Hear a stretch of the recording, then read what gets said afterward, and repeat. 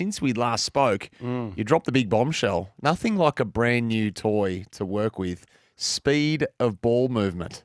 What a weapon you've got at your disposal. I just want to know how you're going to deploy it. Yes, yeah. So, no, Weapon of mass destruction. It's like the launch codes have been found. We have. So I think probably the hardest aspect of the game for us to analyse is team game style, given that we're not inside the four walls of a footy club, and it's really hard to determine exactly what type of style and method each footy club is actually trying to implement. So that's the greatest challenge that we've got. And ball movement is everything. And we talked about last week Movember as taking over from September, that if you can't move it in September, forget about contending to win the flag.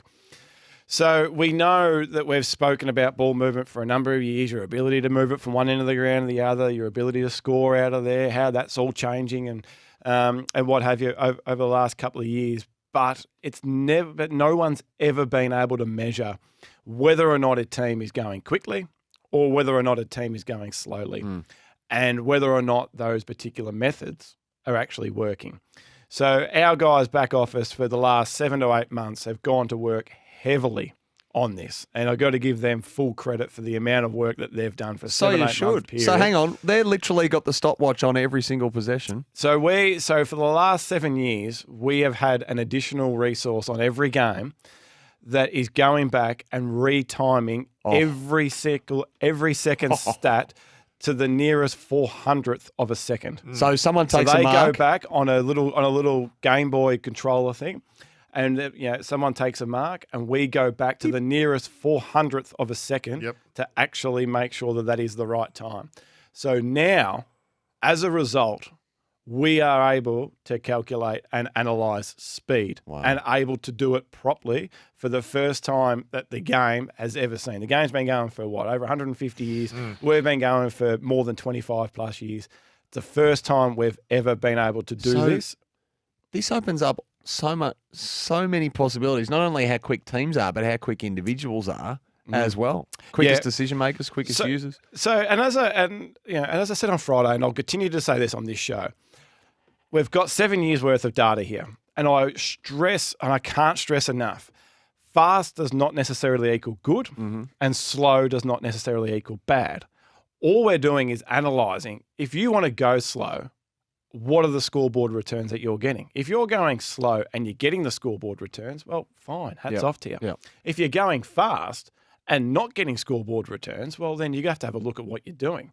So it's not necessarily, as I said, fast does not equal good and slow does not equal bad. There's different ways. It's just, are you getting the scoreboard return from the method that you've decided to implement? Without being cutting to the very blunt point, that's home and away. If you want to win the last day of September, what does history tell you? Fast, slow, medium? No, or a range of options. So last year, Brisbane were fast. Brisbane were the fastest team in the competition last year. They win a flag. The year before, Collingwood were one of the slowest teams in the competition. They win a flag. Collingwood were the slowest team in the competition by foot. See, that's deceptive to the eye, isn't it? Slowest team in the comp by foot when Collingwood win the flag. Yep. Fastest team in the comp by hand there you go. when they win the flag. So because we are able to literally slice and dice this however you want to do it. So, you alluded to before, Sammy, from a player side of things, we'll probably be another 4 to 8 weeks away from having the player level data to be able to go with. Then you're going to be able to actually really deep dive into, those particular roles. Are you doing what we want you to do with ball in hand? Are you actually going too slow? Are you actually not going towards goal? All that sort of stuff. You haven't convinced me, Hoyne. Slow by foot is fine, but they went fast by hand. So speed was their winning method, wasn't it? By hand. By hand. Yeah. So but if you're back to speed. No. But if you're Craig McRae, and this is where it's really interesting. So you're Craig McRae. You look at your list, and Collingwood 23, Collingwood 24, don't really have a lot of high-end quality ball users by foot. They've got a lot of speed in their team, but they haven't got a lot of quality ball users by foot like a Brisbane do, like a GWS do, like a Hawthorn do. So trying to play a quick game by foot without that skill level could really open you up. He identified that. When we have to play the kicking game, well, we're going to play a kicking game that suits the talent that we've got. But to your point, G, When we get the handball game going, this is what I think we all saw with Collingwood in 23. Wow, bang, you go, because that's what we have. We have speed, not necessarily the great ball users by foot, but we have speed by hand to challenge the opposition in that mode. By foot, we play this mode. By hand, we play that mode. So what is it telling us so far this season, and in particular on the weekend? So far this year, as I said, 7 years of doing this. This is probably where you're getting to a little bit, G. So we'll delve into that to start with, just from the competition side of things. So 7 years worth. The game's never been faster than what it is so far this year. Mm-hmm. So this is the fastest that we've seen the game in our 7 years. Right? So there's three aspects to this speed of ball movement. Aspect one, how quick are you to get rid of the ball once it gets in your hands? So when it gets into your hands to when you dispose of it, how quick are you? Aspect number two, when you distribute the ball, how much distance are you gaining? Whether that be sideways, backwards, forward, whatever it might be. Are you going 50 metres forward, lateral, backwards, whatever? How much distance are you gaining? And then the final aspect, number three, how much distance are you gaining towards goal, directly towards goal? So if you get rid of it quickly and you kick the ball 50 metres sideways, you'll get recognised, tick, tick. But your distance to goal, you haven't gained distance to goal, so then you'll take a hit from a speed perspective. Yep. If you get rid of it quick, you go long and you go distance towards goal, you are going to be recognised as you're going full throttle right here. So there's a lot of different modes in which you can do it. We look at so far this year, so we're 3 rounds in. So Brisbane are again the fastest team of the competition. They were the fastest team last year. They're the fastest again this year. Geelong are the second quickest team. They were also the second quickest team last year. Were they the quickest team when they won the flag? So nothing there. They had increased their speed significantly, Geelong, from 21 to 22 when they won the flag. This is by foot and hand? By foot and by hand. Okay. The Dogs are the third fastest this year, which is a significant increase for them on what they did in 24 with their method. And Carlton are the fourth fastest team. I'll park the Carlton conversation for later on, which I just want to deep dive into them a little bit more. On the slower end, Freo so far this year are the slowest team in the competition. They are slower than what they were last year. West Coast, North Melbourne, and Sydney are the bottom 4 slowest teams in the competition. North are doing exactly what they did last year, so no methods changed there. Sydney, no methods changed there under Dean Cox. West Coast have gone slower under Andrew McGualter.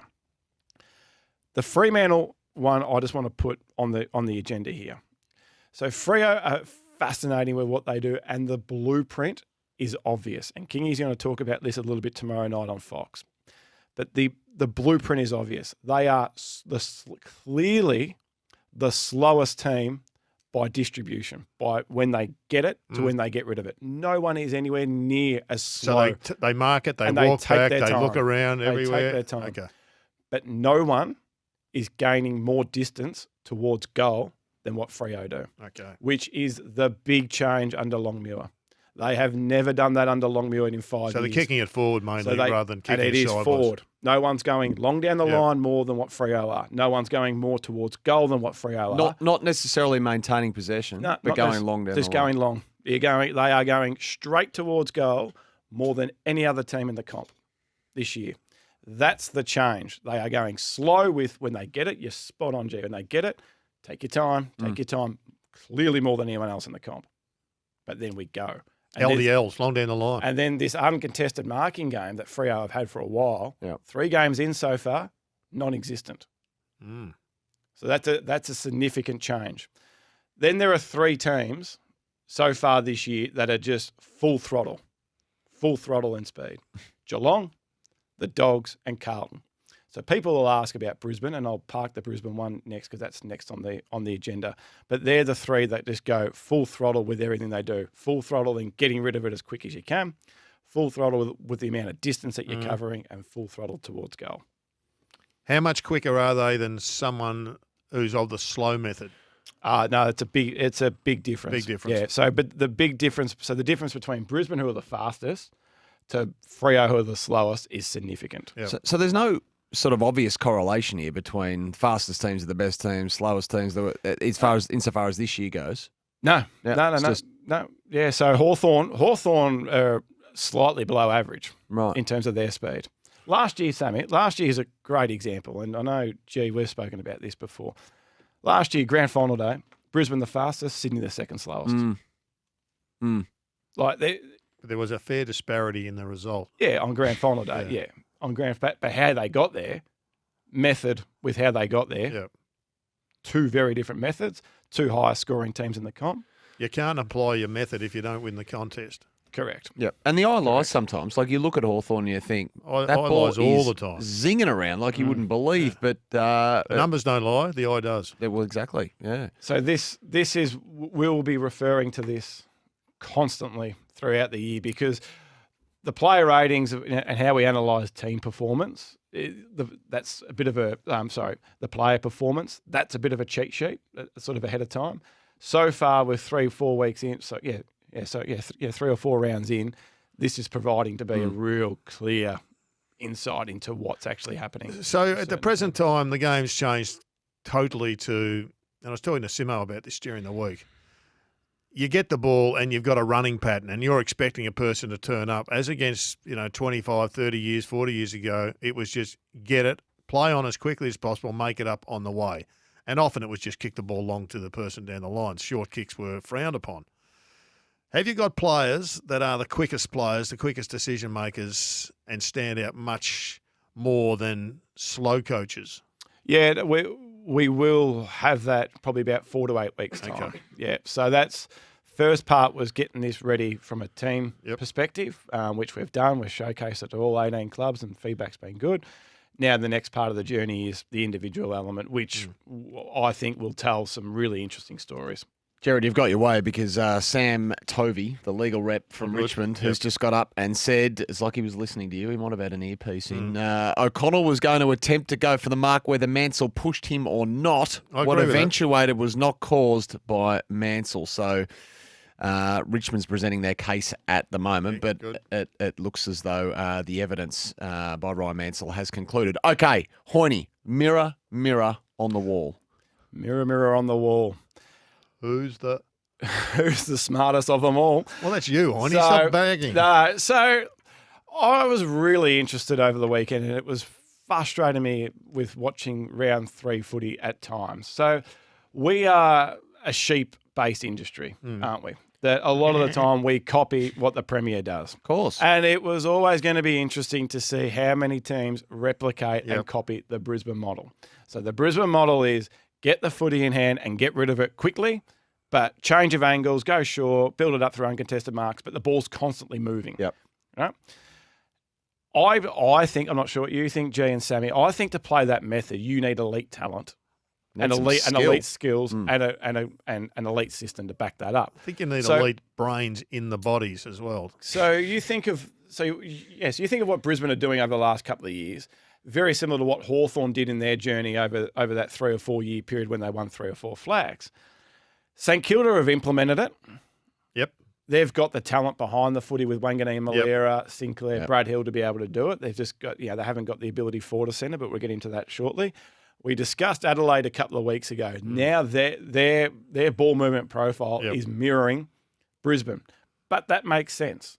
When you look at the talent that they have across the board with behind the footy, Hinge, Worrell, Laird, then you look in the midfield of the ground, Rankin, Cummings come in, Dawson, and then the forward half of the ground's just got creativity everywhere. So that makes sense. Yep.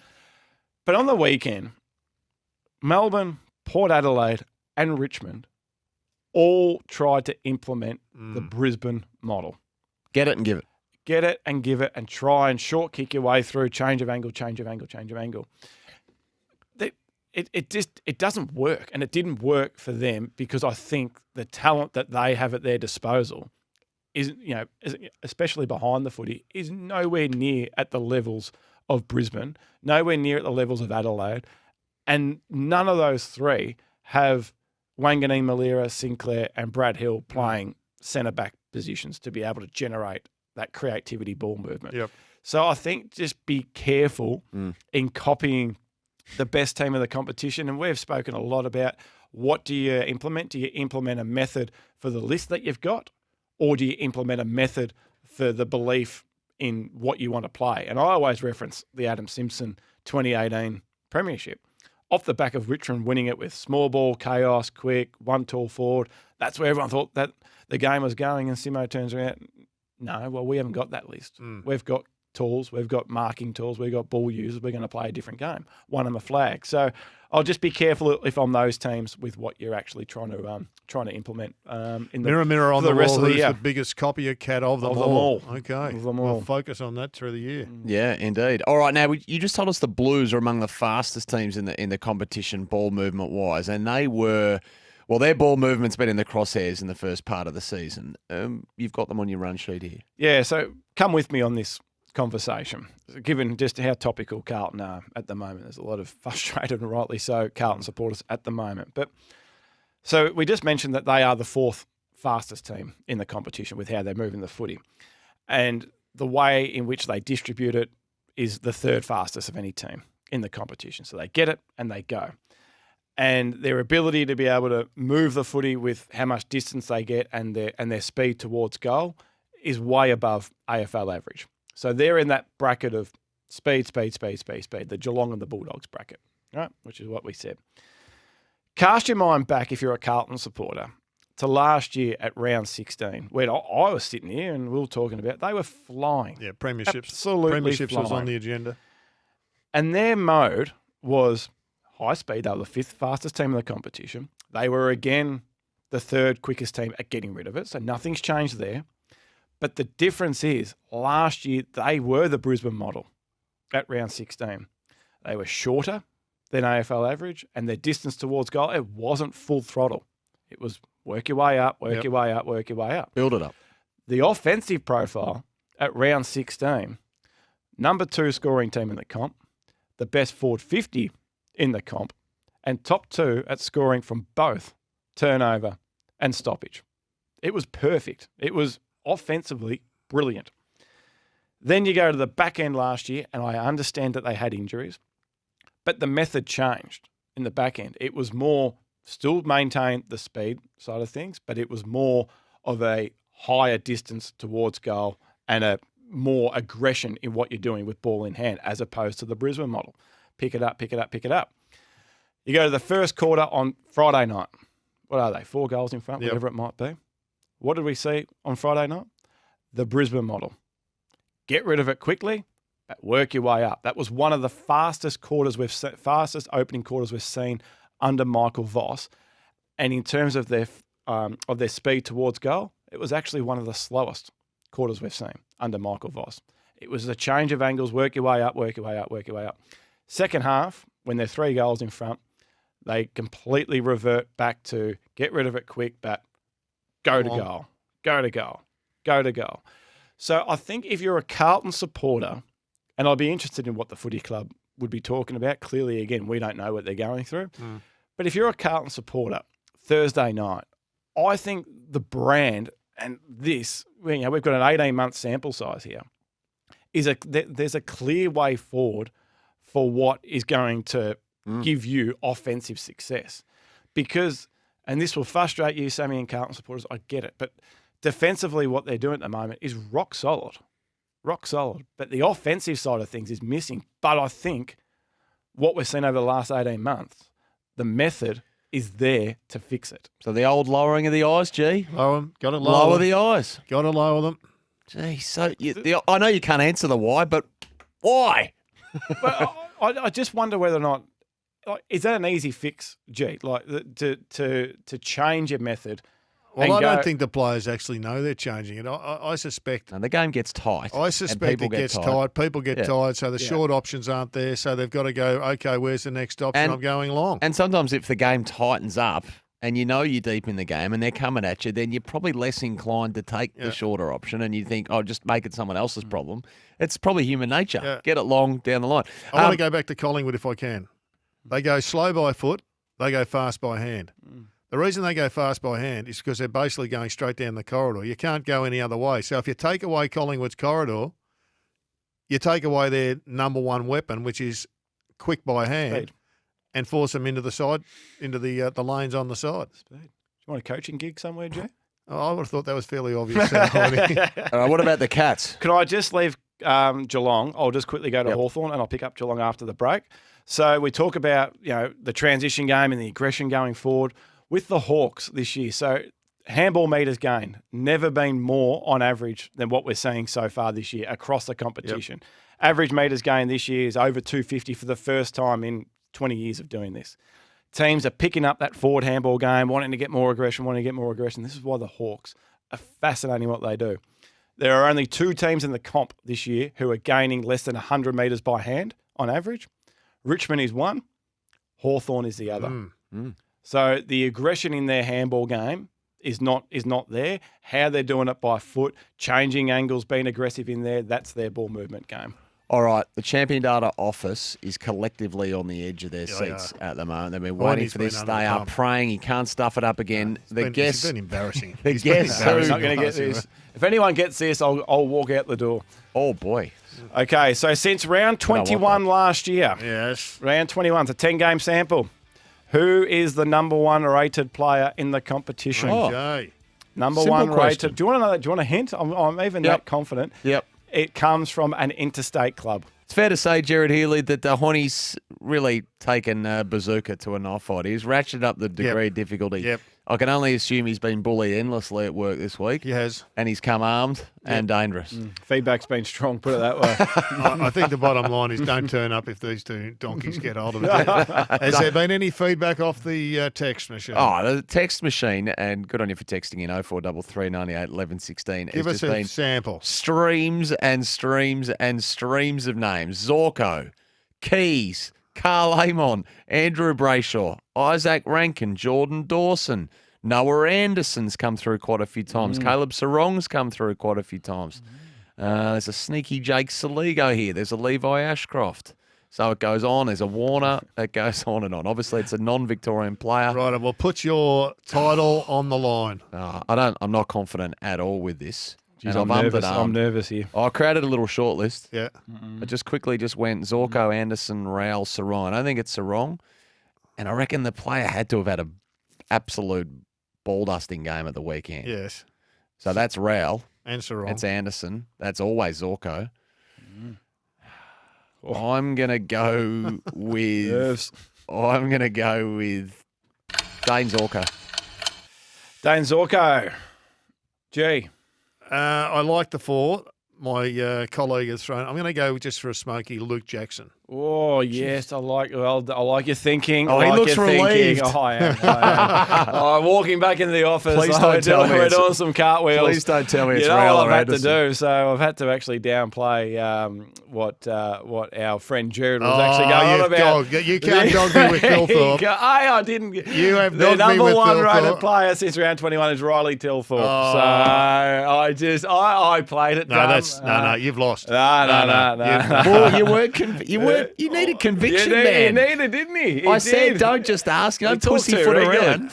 We talk too regularly, but this is all about Sammy here. I just didn't want. I was happy for you to get it, Joe, but I couldn't. Thanks. I couldn't. Not Riley, your credit. Not one single text said Riley Tilthorpe off the. And G was all over SMS. it. He just didn't believe himself. I believed he it, but didn't believe you it. gave me nothing. Hang on. Yeah, What correct. led you there? Because I think he's a gun.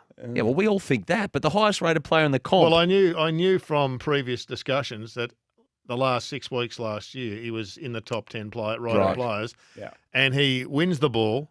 He distributes it. Very rarely turns it over. He's a ratings beast. He is. And what a contestant. You know what else he is too, G? Accurate in front of goal. Okay. Doesn't miss. So the top 5 players since round 21. So Gerard was on the money there. So Tilthorpe was the 7th highest rated player to end last season, the last 6 weeks of last year. He's came back in. So since round 21, Tilthorpe 1, Sam Darcy, number 2, Tristan Cherry, number 3. This might surprise people, Sam Flanders. So the inclusion of him into the Gold Coast team on the weekend, a huge inclusion. Different role. And then Maxie Holmes, who was the 5th highest rated player since round 21 last year. So Gerard's pretty much articulated everything I was about to say with why Tilthorpe is the number 1 rated player in the ground. The 3 aspects of the game that the rating system measures: how you win it, where on the ground you win it, and what you do with it. Yep. He wins it in a contest. He wins contest ahead of the ball, and then his distribution by foot is superb, and his accuracy is absolutely top shelf. So I don't know what you're doing here. I don't know what you are doing. You should be playing poker I did it well, didn't You I? got a great I did it poker well. face. Yeah, no, I did it well. So his last 25 shots a goal, 18 goals. Fantastic. So he's a great distributor too. He goes left and right. He just reminds me. There's very few tall blokes as skilled as that guy. Very few midfielders as skilled as this unit. So we very rarely on the rating system will you see two key forwards as the top two players over a 10-game period, and the fact both of them are, what are they, 23 and 21 or whatever they are, is pretty exciting. So I was going to ask you. I mean, the coaches didn't, and I hope I haven't stolen your thunder. Darcy was the highest rated player against the Blues, and I reckon that he was mauled by Wiedering too often. Should have got more free kicks, but he doesn't miss as much. And he hits targets, so he's got the same. Yeah, assets. You stole some of his thunder. Yeah, I did, but that's okay. We'll get into it. We'll get into it in the who do they miss section. Okay, that's to come. That's to come. And what about the Crows? So back in the day under Don Pike, it was Jenkins, Lynch, Walker, and now it's Thilthorpe, Fogarty, Walker, and the Smalls all doing their thing at the feet of them. They're back to the pyrotechnics. You got the Cats on your running sheet. Yeah, so I know a few people are starting to get a little concerned about Geelong. I'm not in that bracket whatsoever. I mean, they lost the game by 7 points and lost the game by 9 points. Who's getting concerned about it? It's a high quality opposition. I names. think our friend Gano was a little bit. They're done. No, I wouldn't say he's done. He's just getting a little bit concerned, but that's okay. So I think there is one fascinating and. Sometimes we find some gold and then we find some gold. Oh, okay. I think this is... We got nuggets. This is gold. Right. I'm self-confessing this is gold. Oh, hang on a minute. So 2.5 years ago, round one, Collingwood played a game where they kept the footy off Geelong, round one. The first game after Geelong won the flag. And Chris, paraphrasing, Chris basically said, I'm not really that... If teams want to go to work and keep the footy off us, we'll be okay. Yep. Right. So we're now 50 games in since round one, 2023. Or best part of, right? So the AFL average for time in possession, that your team has time in possession, 41% of the time you have it, 41% of the time your oppo has it, 18% of the time the ball's up for grabs, right? So nice and simple. Since 2023, when Geelong's opposition has a time in possession number greater than the AFL average, doesn't need to be through the roof, just greater than the AFL average, Geelong have won 2 of 21 games. Gee. When Geelong's opposition has had a time in possession number under the AFL average, not by a lot, just under the AFL average, Geelong are 23-0. 23-0. So Gold price has gone up. 23-0 over a 2.5 year That's period. a nugget. So when you play Geelong, is it wise? Is that defending with the ball? So, yes, and changing angles and making them defend in a different way. Yeah. So you look at what St Kilda did in the first 3 quarters, round 2, right? Their time in possession number was greater than the AFL average. They're 5 goals in front of Geelong at quarter time. Geelong trim that number in the last quarter, come from 5 goals down and almost win it. Half time against Brisbane, Brisbane's time in possession number, well under AFL average. Geelong are 5 goals in front. Second half, Brisbane's time in possession number, well above AFL average. So one simple number over a 50-game period. This isn't just a 3-week period. This is 50 games worth. When they keep their oppo under AFL average time in possession, they haven't lost. So, and that gets back to this is why I'm not overly concerned about it. I think this is fixable because you give them equal opportunity with the footy. Good luck beating them because their system-wise, both offensively and defensively, is brilliant. The Movember ladder, which is only 3 weeks in, they're still fine in that aspect. Right? They weren't blown off the park in that aspect against Brisbane on the weekend. They won that aspect against St Kilda in round 2. It's just this time in possession game that teams have done against them for 2.5 years, pretty black and white, isn't it? Like it's not rocket science. Yep. So just looking catch. ahead to this Friday night, that's all we'll be looking for to see whether or not the streak continues. If they keep it under 41%, do they go 24-0? Are you worried about Jeremy Cameron? Am I worried about Jeremy Cameron? No, because I think we've had this conversation on this show about Jeremy and where Jeremy sits. I think Jeremy's brilliant games are just absolutely eye-catching and they stick in your head. But I think his overall performance over a fair period of time now has been good, better than good, very, very good. But the consistency at the high level and our ratings system hasn't had him constantly as a top 30, top 40 player in the comp. So I think he'll be okay. I think he's come up against a team in St Kilda who have looked after him significantly well over a period of time. And then he comes up against a wet game on the weekend against Brisbane as well. So I think Jeremy will be okay, but just one to keep an eye on. Now, I think I could hazard a guess, but I don't want to ruin the surprise. Precisely who is Hugh McCluggage? Well, there's so much content going around in the industry. I think we can all admit that. But I was really interested in sitting down and watching First Crack Sunday night, and Kingy termed Hugh McCluggage Hugh McDamage. Well, that's interesting because you watched that game on Saturday. I thought, well, let's just sort of do a deeper dive off the back of that. Got the snorkel out off that discussion. So, what McCluggage. I think the interesting conversation is, and I think this is what Kingy was alluding to, is do you go after Neil or do you go after McCluggage? Because for so long it's just been a default go after Neil, after Neil, after Neil. But I think the conversation is rightly so, which is what Kingy was alluding to on Sunday. So you go back over the last 2.5 years, so since 2023, and you look at games that are decided by under 2 goals, which is what happened round 1 for Brisbane and what happened in round 3, and then games that aren't decided by 2 goals. And the impact that McCluggage has in games decided by 2 goals, his own impact is significantly greater than it is in games that aren't decided by 2 goals. So you think back to I don't know if you guys remember, but first quarter grand final day, he was phenomenal with what he did with ball in hand. Clearly the number 1 rated player on the ground, quarter 1 grand final day. Tone's been set. Brisbane have been set. Should have been further in front than 2.5 goals when they go on their merry way. So much so that James Jordan had to go to him after quarter time, but the damage is already done. Craig Jennings, who's assistant coach at GWS, has what he describes as the Pareto principle. And I find this fascinating. 80% of the problem comes from 20% of the source. Right? So what do you put out? Do you put out the 20% of the source, right? So I'm looking at this. I'm looking at what McCluggage does in close games, and with Brisbane and their record after halftime over the last 2 years, whatever, 10 weeks, 2 years, whatever it is. If you're in the opposition coach's box, do you need to think about what you're doing with this guy if the game is on the line, given what he does in tight games over a 2.5 year sample now? It's impressive, it's impactful, and I think no longer should the default option just be, for everyone in the industry, default just be, who's going to tag Lockie Neal? Yep. The conversation needs to grow from that if you're coming up against Brisbane. One for the coolers of the competition. Hoyne, St Kilda. We need to get to them before what players were missed. Yeah, so just quickly with St Kilda on the weekend, you constantly hear a lot of commentary about Richmond and how young that they are. St Kilda are actually younger than what Richmond were on the weekend, I think, because we all know that Richmond are in a rebuild, that they've gone to the draft. We assume that they're younger. You look at the centre bounce players on the weekend and who spent a lot of time in there.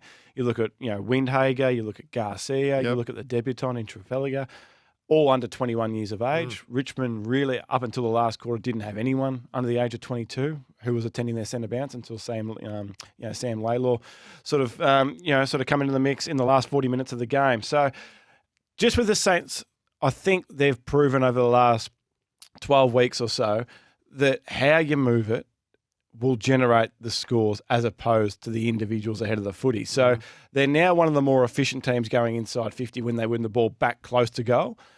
And Max King's only played 2 of the last 10 or 12 games that St Kilda have played. When Max was there, they were clearly 18th at being able to actually convert those opportunities. So I think they're a real, prime example of, it's the ball movement method as opposed to the individual, which will be the interesting aspect to St Kilda's game when Max comes back in a couple of weeks' time. So offensively, things are going well. What happens when Max comes back? Let's have a look. You're worried about Bailey Fritsch?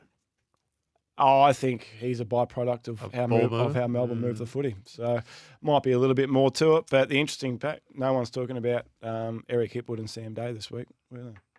Tribunal deliberating, Gerard. I know Hoyne would want to know that. So the AFL Tribunal currently deliberating on Ryan Mansell's immediate playing future. Right, who did they miss, Hoyne? Who did they miss? So Mason Redmond Friday night didn't get a vote, highest rated player on the ground. They used him in that CBD position in the first quarter against Hawthorn. First game of the year, has been deployed to the halfback flank. Ball use. Merritt got all the votes, but the ratings didn't look after him. Didn't use the ball as well as what he has done previously, Zach. But Mason Redmond was superb.